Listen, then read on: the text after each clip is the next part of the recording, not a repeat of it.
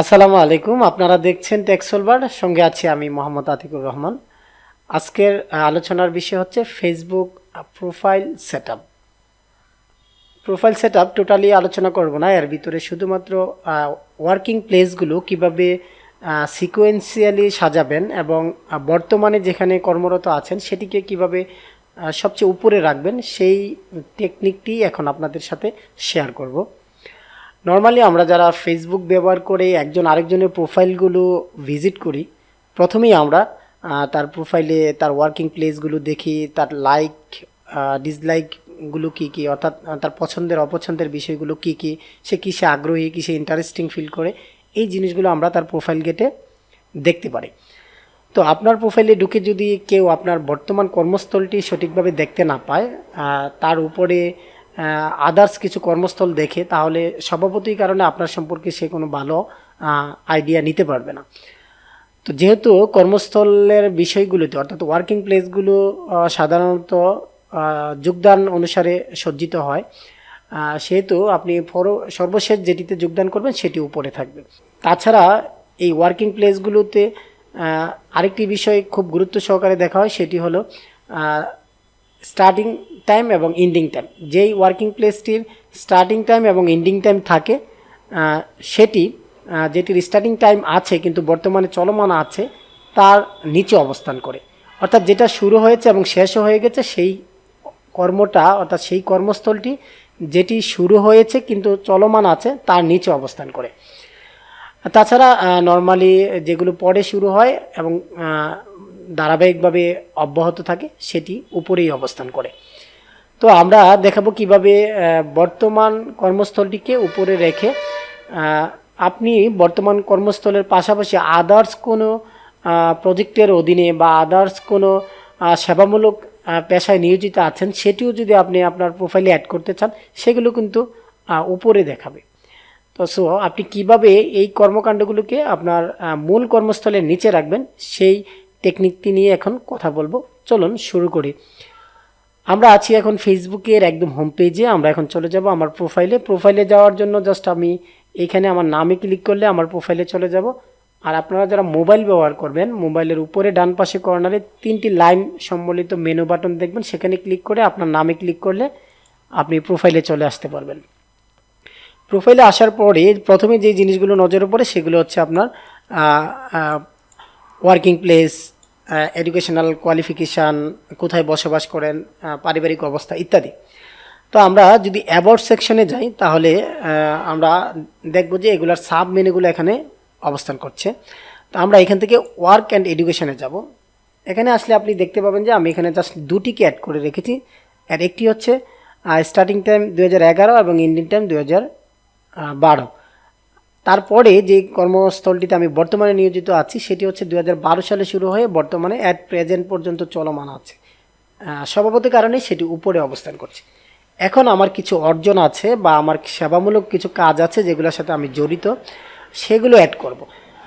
যেহেতু এগুলো আমার বর্তমান কর্মস্থলের পরে আমি অর্জন করেছি, যদি আমি এই প্লেসগুলোকে অ্যাড করি, এগুলো আমার বর্তমান কর্মস্থলের উপরে চলে আসবে। যদি কোনো ব্যক্তি আমার প্রোফাইল ভিজিট করতে আসলে এই সিকোয়েন্সে আর সে দেখবে না, অর্থাৎ আমার যে বর্তমান কর্মস্থলটি আছে সেটি আর উপরে দেখাবে না।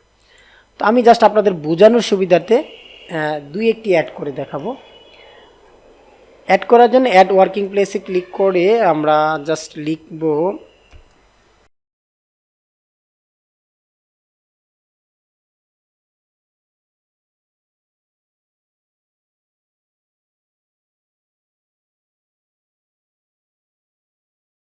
এই যে অংশটি টাইম পিরিয়ড, এটা হচ্ছে গুরুত্বপূর্ণ বিষয়। এটা যদি আপনি আই কারেন্টলি ওয়ার্ক হেয়ার সেটা সিলেক্ট রাখেন, তাহলে এটা বর্তমানে চলমান অবস্থায় বোঝাবে এবং সেটি সবসময় উপরে অবস্থান করবে। আপনার যদি একাধিক পেশা চলমান অবস্থায় থাকে, সেটি সজ্জিত হবে আপনার সাল অনুসারে। তো আমি প্রথমে আপনাদেরকে আই কারেন্টলি ওয়ার্ক হেয়ার এটা দিয়ে দেখাচ্ছি এবং এটা আমি পেয়েছিলাম 2018 সালে। আর আমি কিন্তু বর্তমান কর্মস্থলে আছি 2012 সাল থেকে। সালের দিক দিয়ে এটি কিন্তু উপরেই থাকার কথা। আমি সেভ বাটনে ক্লিক করলাম। ক্লিক করার পর দেখুন আমার প্রোফাইলে কিন্তু সেটি অ্যাড হয়েছে এবং এটি আমার বর্তমান কর্মস্থল থেকে উপরে অবস্থান করছে, যেহেতু এটি 2018 সালে অর্জিত। তো আমরা চাচ্ছি যে এটি যেন আমার উপরে না থেকে আমার বর্তমান কর্মস্থলের নিচে প্রদর্শিত হয়। তো এই জন্য আমাকে যে কাজটি করতে হবে সেটাকে এই 3 ডটে ক্লিক করে আবার এডিট ওয়ার্কিং প্লেসে চলে যাব। সেখানে গিয়ে এই আই কারেন্টলি ওয়ার্ক হেয়ার এই অপশানটি উঠিয়ে দিব। উঠিয়ে দিয়ে এইখানে জাস্ট ইয়ারটি ডিসিলেক্ট করে দিব। ডিসিলেক্ট করে দিয়ে আমরা কোনো সাল এখানে উল্লেখ করব না। উল্লেখ না করে আমি জাস্ট এখানে সেভ বাটনে ক্লিক করব। সেভ বাটনে ক্লিক করলে দেখেন এটা আপনি আমার পেজে কিন্তু অ্যাড হয়ে গিয়েছে, এটা একদম নিচের দিকে চলে এসেছে। তো আমি যদি আরেকটি ওয়ার্কিং প্লেস সেট করি, যেমন ডিস্ট্রিক্ট অ্যাম্বাসেডর, এটা কুমিল্লা অঞ্চল দিয়ে দিলাম। ডেসক্রিপশন না লিখে জাস্ট আমি এখানে টিকটিকে উঠিয়ে দিব। উঠিয়ে দিয়ে আমি এটাকে সেভে ক্লিক করব। সেভে ক্লিক করলে দেখবেন যে সেটি কিন্তু এখানে। এখন দেখুন আমি এর সর্বশেষ যেটি অ্যাড করলাম ICT for district ambassador teacher portal, এটা কিন্তু নিচে দেখাচ্ছে, বাট এখানে একটা অপশান দেখাচ্ছে, সেটা হলো ফর্মার। অর্থাৎ আপনি পূর্বে ছিলেন কিন্তু আপনি তো আইসিটি অ্যাম্বাসেডর হিসাবে বর্তমানে কর্মরত আছেন। তো যদি এই ফর্মারটিকে উঠিয়ে দিতে চান তাহলে আপনাকে অবশ্যই একটি সাল সেখানে দিয়ে দিতে হবে, কত সাল থেকে শুরু করেছেন, বাট এটি এখনও কন্টিনিউ আছে। তো এক্ষেত্রে আপনি যদি এখানে আমার এটার অ্যাকুরেট সাল হচ্ছে 2018, আমি যদি এই 2018 সাল আবার সিলেক্ট করে এখানে কারেন্টলি ওয়ার্ক হেয়ারটা বসিয়ে দিই, তাহলে হবে কি এটা আবার আমার বর্তমান কর্মস্থলের উপরে চলে আসবে।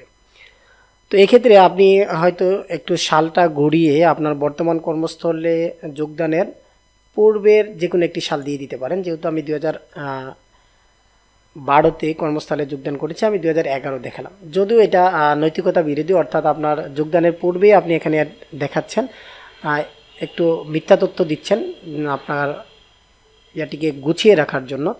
আমি 2011 দিলাম। 11 দেওয়ার পরে দেখবেন যে এটা দেখাচ্ছে, বাট আমার বর্তমান কর্মস্থলের নিচেই দেখাচ্ছে এবং ফরম্যাট দেখাচ্ছে না। আমি যদি এই পোস্ট অংশে যাই, এই পোস্ট অংশে আপনি যেভাবে দেখবেন ঠিক আরেকজন যখন আপনার প্রোফাইলটিকে ভিজিট করবে ঠিক একইভাবে কিন্তু তারা দেখতে পাবে। অর্থাৎ এখানে যেই সিকোয়েন্সটি আপনি দেখতে পাচ্ছেন, আরেকজন প্রোফাইল ভিজিটর এসে আরেকজন ইউজার যখন আপনার প্রোফাইলটিকে ভিজিট করবে ঠিক একই প্রক্রিয়া দেখবে।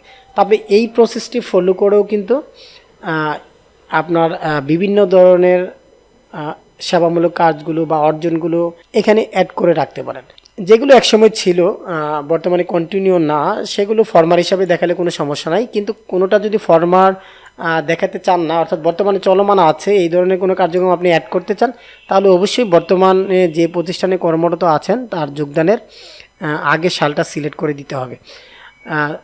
তবে এটাতে এক্ষেত্রে তো বললাম যে আপনার স্বচ্ছতার একটু ঘাটতি থাকবে, সেজন্য আপনি আইসিটি ফর ডিস্ট্রিক্ট অ্যাম্বাসেডর এটা আপনি হাইফিন দিয়ে এটার মতো 2018 লিখে দিতে পারেন। এই সালটাই কিন্তু এখানে শু করবে, কিন্তু আপনি ভিতরে যে সালটা দিয়েছিলেন ওই সালটা কিন্তু আর এখানে শু করছে না। তো আশা করি আপনারা বিষয়টি খুব ভালোভাবে বুঝতে পেরেছেন। যদি কারো কোনো সমস্যা থাকে অবশ্যই কমেন্ট সেকশনে উল্লেখ করবেন। আপনারা আপনাদের প্রোফাইলে আপনাদের কর্মস্থলগুলোকে অ্যাড করতে থাকুন এবং বর্তমান যে কর্মস্থলটি আছে, বর্তমান যে কর্মস্থলে আপনি নিয়োজিত আছেন সেটি সবার উপরে রাখুন, এটাই আপনার প্রধান পরিচয়। ভালো থাকুন, দেখা হবে পরবর্তী কোনো ভিডিওতে নতুন কোনো টপিকস নিয়ে। আল্লাহ হাফেজ।